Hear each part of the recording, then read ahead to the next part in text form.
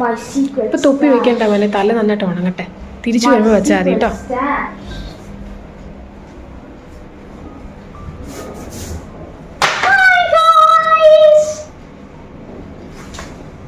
നന്നായിട്ട് എണ്ണയുണ്ട്, അപ്പോൾ ഇപ്പൊ തൊപ്പി വെക്കണ്ട. ചിലപ്പോഴേ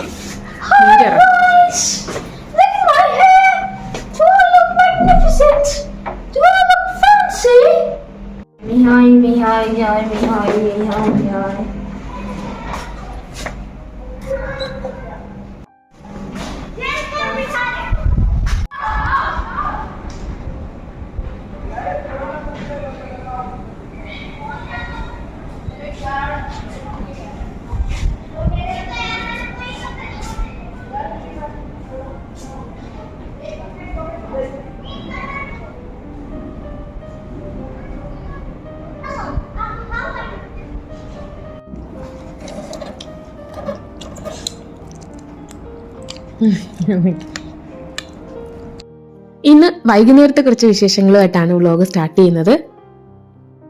welcome back to thermal family. എപ്പോഴും അങ്കിത്തിന് ടിഫിൻ പാക്ക് ചെയ്യുന്നതും പിന്നെ രാവിലത്തെ കുറച്ച് വിശേഷങ്ങളൊക്കെ ആയിട്ടല്ലേ സ്റ്റാർട്ട് ചെയ്യുന്നത്. ഇന്നൊരു വ്യത്യാസം ആയിക്കോട്ടെ എന്ന് വെച്ചിട്ടാണ്. വൈകുന്നേരം അപ്പോൾ ട്യൂഷനൊക്കെ കഴിഞ്ഞിട്ട് അങ്കിത്ത് പഠിക്കാനിരിപ്പുണ്ട്. കുറച്ച് നോട്ട്സൊക്കെ എഴുതാനുണ്ട് അവന്. ഓൺലൈൻ ക്ലാസ്സിന് നോട്ട്സൊക്കെ അയച്ചു കൊടുത്തതൊക്കെ പെൻഡിങ് ആയിരുന്നു. അതൊക്കെ തീർക്കേണ്ട ടൈമായി, ഡെഡ് ലൈൻ വന്നു. അപ്പോൾ അവൻ ഇരുന്ന് എഴുതുകയാണ്. ഡിന്നർ ഇന്ന് നമ്മൾ ഫുഡ് കോർട്ടിൽ നിന്നാണ് വാങ്ങിയത്. അപ്പോൾ എന്തൊക്കെയാണെന്ന് അങ്കിത്ത് തന്നെ പറയും. Egg curry, aloo tikki chaats, mint chutney, samosa and roti with 2 egg rolls.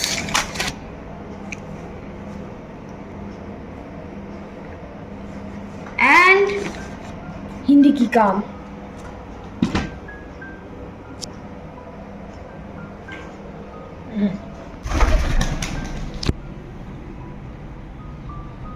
Next day morning ആണ്. രാത്രിയിൽ ചെറിയ ഒരു ചാറ്റൽ മഴ പെയ്തിട്ടുണ്ടെന്ന് തോന്നുന്നു. കുറച്ചൊരു നനവ് പോലെ തോന്നുന്നുണ്ട്. ഫോഗില്ല എന്നേ വെയിലും ഇല്ല. തുണി ഞാൻ കഴുകി അകത്ത് തന്നെ ഹീറ്ററിൻ്റെ അടുത്ത് വെച്ചിട്ടുണ്ട്. നേരത്തെ പറഞ്ഞിട്ടുണ്ടല്ലോ, ഇതേ ഇപ്പം പെട്ടെന്ന് ഉണങ്ങി കിട്ടാൻ അല്ലെങ്കിൽ നല്ല രീതിയിൽ ഉണങ്ങി കിട്ടാനുള്ളൊരു വിദ്യയേ ഉള്ളൂ. പുറത്തിട്ടാൽ നമ്മളത് പുറത്ത് എടുത്ത് ഇട്ട് മടുത്തു പോകും. ലഞ്ചിനായിട്ട് ഞാൻ പനീർ എടുത്ത് വെച്ചു. അത് നന്നായിട്ടൊന്ന് പൊടിച്ചെടുത്തു. തലേദിവസം നമ്മൾ ഡിന്നറിന് വാങ്ങിച്ച ചപ്പാത്തി അങ്ങനെ ഇരുന്നേ, ബാക്കിയുള്ളതൊക്കെ കഴിച്ചിട്ട് വയറ് നിറഞ്ഞു. അപ്പോൾ 6 ചപ്പാത്തി അങ്ങനെ ഇരിപ്പുണ്ട്. അപ്പോൾ അതെന്തായാലും കളയാൻ പറ്റത്തില്ലല്ലോ. അപ്പോൾ അതിനകത്തോട്ട് നമ്മൾ പനീറിൻ്റെ ബുർജി ഉണ്ടാക്കി സ്റ്റഫ് ചെയ്യാമെന്ന് വെച്ചു. അതിന് ഉള്ളിയും തക്കാളിയും പച്ചമുളകൊക്കെ അരിഞ്ഞ് വെച്ചിട്ടുണ്ട്. കടായിലേക്ക് എണ്ണ ഒഴിച്ചു, കുറച്ച് ജീരകം പൊട്ടിച്ചു. പിന്നെ നമ്മുടെ സവാളയും പച്ചമുളകും തക്കാളിയും ഒക്കെ ഒന്ന് വഴറ്റിയെടുക്കാം. ബാക്കി വന്ന ചപ്പാത്തി കൊണ്ട് നമുക്ക് ഇങ്ങനെയൊക്കെ ചെയ്യാമല്ലോ. മുട്ട ഉണ്ടെങ്കിൽ മുട്ടയായാലും മതി. പക്ഷെ എൻ്റെ കയ്യിൽ പനീർ ഉണ്ടായിരുന്നു, അപ്പോൾ ഞാൻ പനീർ എടുത്തു. അങ്ങനെ എല്ലാം ജസ്റ്റ് ചെറുതായിട്ടൊന്ന് വഴറ്റിയെടുത്തു. പിന്നെ കുറച്ച് ഉപ്പും കൂടെ ഇട്ടിട്ട് ആ പച്ചമണമൊക്കെ മാറിയിട്ട് കുറച്ച് മഞ്ഞൾപ്പൊടിയും മുളക് പൊടിയും മാത്രമേ ഇട്ട് കൊടുക്കുന്നുള്ളൂ. അതിലേക്ക് നമ്മുടെ പൊടിച്ച് വെച്ച പനീറും കൂടെ ഇട്ടിട്ട് ഒന്ന് ഇളക്കി ബുർജി ഉണ്ടാക്കിയെടുക്കാം. നമ്മൾ മുട്ട ചിക്കി എടുക്കത്തില്ല, അതുപോലെ തന്നെ പനീർ ചിക്കി എടുത്തു. ഇനി അതൊന്ന് കുറച്ച് നേരം ഒന്ന് തണുക്കാനായിട്ട് വെക്കണം. ഒരുപാട് തണുക്കണ്ട, ചെറുതായിട്ടൊന്ന് തണുത്ത് വരുമ്പോൾ തന്നെ കുറച്ചും കൂടെ നന്നായിട്ടൊന്ന് ഉറച്ച് കിട്ടും. കാരണം പനീറിന് ഓൾമോസ്റ്റ് ഒരു നെയ്യുടെ മയമുണ്ട്, ഒരു വെള്ളമയം പോലെ തോന്നും. അത് നമ്മൾ ചെറുതായിട്ടൊന്ന് വഴറ്റി കൊടുക്കുമ്പോൾ അങ്ങ് ഡ്രൈ ആയി കിട്ടും. കുറച്ചൊന്ന് ഇരിക്കുമ്പോൾ നന്നായിട്ട് ഉറച്ച് കിട്ടും. അതാണ് ഞാൻ ചെറുതായിട്ടൊന്ന് തണുപ്പിക്കാൻ പറഞ്ഞത്.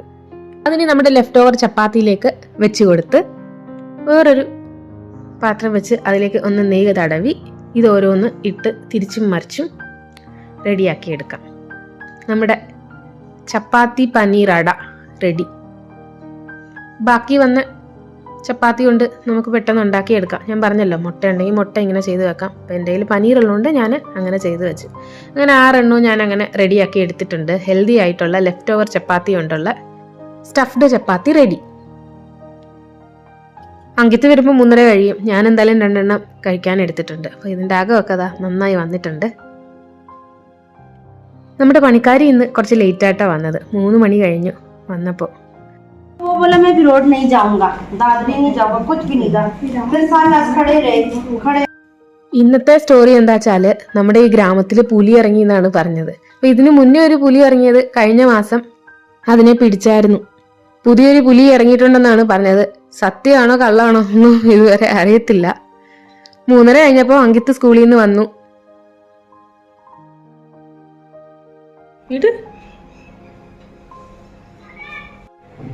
Look at me. Oh no, ഇതെന്തിനാ എടുക്കുന്നേ?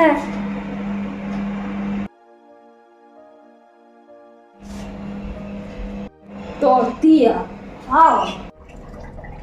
അങ്കിത്ത് സ്കൂളിൽ നിന്ന് വന്ന് ഫ്രഷായി ഭക്ഷണമൊക്കെ കഴിച്ച് ട്യൂഷന് പോയി. അപ്പോൾ നമ്മളെ ചെടികളുടെ കൂട്ടത്തിൽ ഏറ്റവും ആദ്യം വന്ന ചെടി ഇതാണ്. ഈ ചെടിയുടെ പേരൊന്നും എനിക്കറിയത്തില്ല. നമ്മുടെ ഇവിടെ എൻവയോൺമെൻറ്റ് ഡേ ഉള്ള സമയത്ത് എല്ലാ ടൗൺഷിപ്പിലെ എല്ലാ വീടുകളിലും ഓരോരോ ചെടി കൊടുക്കും. എല്ലാ വർഷവും കൊടുക്കും. ഞാനാകെ 1-2 ചെടിയെ വാങ്ങിച്ചിട്ടുള്ളൂ. കാരണം ഇതെല്ലാം കൂടെ അകത്ത് കൊണ്ടുവച്ചിട്ട് അത് നോക്കാനൊക്കെ പാടായതുകൊണ്ട് ഞാൻ ഇതും അകത്തിരിക്കുന്ന അലങ്കാരപ്പനയും മാത്രമേ വാങ്ങിച്ചിട്ടുള്ളൂ.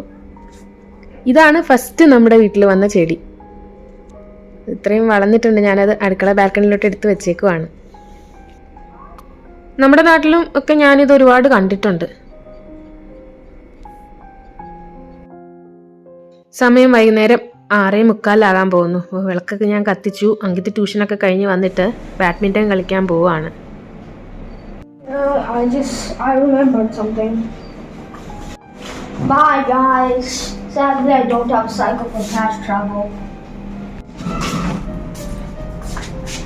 Bye guys. You're probably seeing me you've not seen me for some time wearing this.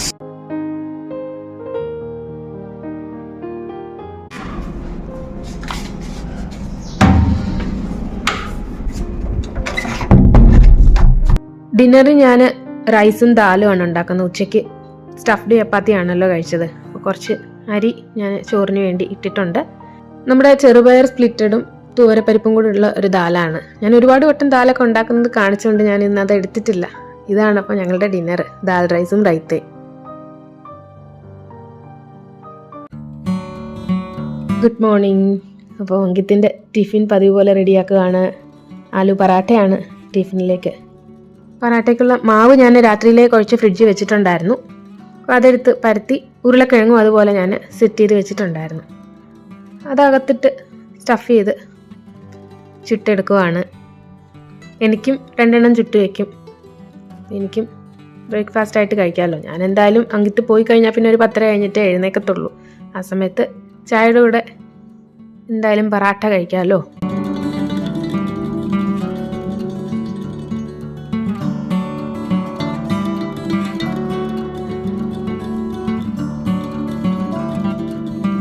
സമയം 7:50 6 ഡിഗ്രിയാണ് ഇപ്പോഴത്തെ നിലവിലെ ടെമ്പറേച്ചർ. അങ്കിത്ത് എന്തായാലും റെഡിയായി പോകാനായിട്ട് ഇറങ്ങുക.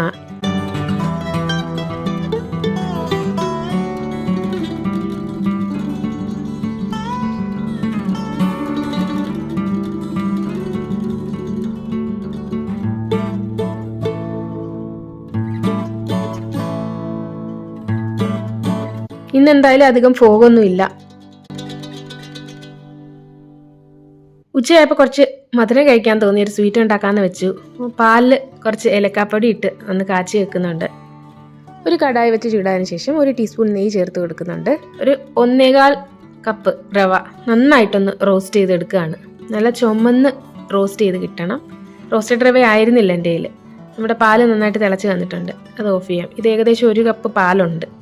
നമ്മുടെ റവ നന്നായിട്ട് മൂത്ത് വന്നതിന് ശേഷം അതിലേക്ക് എനിക്ക് മധുരത്തിന് എത്രയാണോ ആ പഞ്ചസാരയാണ് ഞാൻ ഇട്ട് കൊടുക്കുന്നത്. ഏകദേശം ഒരു 1/4 ഗ്ലാസോളം പഞ്ചസാരയുണ്ട്. പഞ്ചസാരയും കൂടെ റവയിലിട്ടൊന്ന് ഇളക്കി ലോ ഫ്ലെയിമിലായിരിക്കണം എല്ലാം ചെയ്യുന്നത്, അല്ലെങ്കിൽ കരിഞ്ഞു പോകും. അതിലേക്ക് നമ്മുടെ തിളപ്പിച്ച് വെച്ചിരിക്കുന്ന പാലൊഴിച്ച് നന്നായിട്ടൊന്ന് മിക്സ് ചെയ്ത് കൊടുക്കാം. റവ പാലെല്ലാം നന്നായിട്ടങ്ങ് പിടിക്കും. ഒരു നുള്ളു ഉപ്പും കൂടി ഇട്ടൊന്ന് ഇളക്കാം. ഏറ്റവും അവസാനം 1 ടീസ്പൂൺ നെയ്യും കൂടെ ഇട്ടിട്ട് വീണ്ടും ഇളക്കിയിട്ട് തീ ഓഫ് ചെയ്യാം. പിന്നെ കുറച്ച് നേരം ഒന്ന് റെസ്റ്റ് ചെയ്യാൻ വയ്ക്കാം. അതൊരുവിധം ആറി കിട്ടുമ്പോൾ നമുക്ക് അത് ബോളാക്കി ഈ രീതിയിൽ എടുത്തിട്ട്, ഞാൻ കുറച്ച് ഡെസിക്കേറ്റഡ് കോക്കനട്ടാണ് എടുത്ത് വെച്ചിരിക്കുന്നത്, അതിലേക്ക് റോൾ ചെയ്തെടുക്കാം.